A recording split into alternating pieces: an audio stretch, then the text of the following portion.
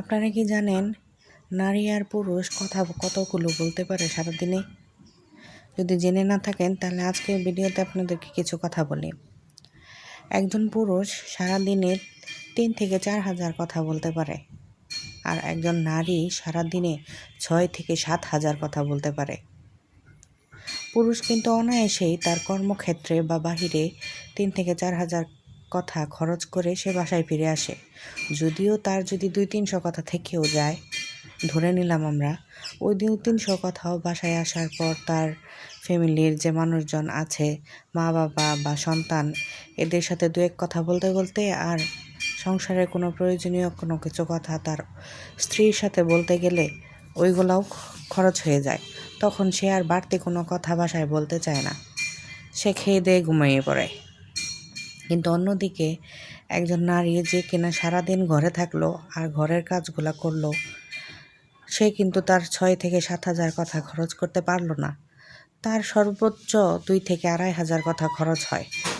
যদি নারী সে কর্মজীবী হয়, বাহিরে কোনো চাকরি সে করে থাকে, তবে তার কথা আরেকটু খরচ হয়, কিন্তু কর্মজীবী না হলে তো খুবই সমস্যা। তার যে কথা খরচ হলো না, সে কিন্তু তার হাজব্যান্ড যখন বাসায় ফিরবে, তার হাজব্যান্ড তো তার সব কথা খরচ করে বাসায় ফিরলো, কিন্তু অপরদিকে স্ত্রীর কিন্তু কোনো কথা শেষ হচ্ছে না। সে মাত্র 2 থেকে 3 হাজার কথা খরচ করেছে, বাকি অনেক কথা তার রয়ে গেল। কিন্তু সে ব্যালেন্স করার জন্য তার হাজব্যান্ডের সাথে কথা বলতে চায়, কিন্তু তার হাজব্যান্ডের কথা শেষ হয়ে গিয়েছে, তার আর কথা বলতে ভালো লাগে না। সেই জন্য তার হাজব্যান্ড তার সাথে কথা বলে না। এই দিক থেকে স্ত্রীর মনে হয় যে তার হাজব্যান্ড তাকে সময় দিচ্ছে না, তাকে ইগনোর করছে। কিন্তু বিষয়টা হচ্ছে ইগনোর করা না, যার যার কথা বলার ক্যাপাসিটি। আর এই জায়গাটা থেকেই আমাদের সংসারে কিন্তু অশান্তিটা বেশি হয়। আমরা নারীরা বুঝতে পারি না যে আসলে আমাদের কথা খরচ হচ্ছে না, কারণ আমাদের কথা থেকে যাচ্ছে, আর ওনাদের কথা কিন্তু হাজব্যান্ডের কথা কিন্তু শেষ হয়ে গিয়েছে, তাই তার কথা আর বলতে ভালো লাগছে না।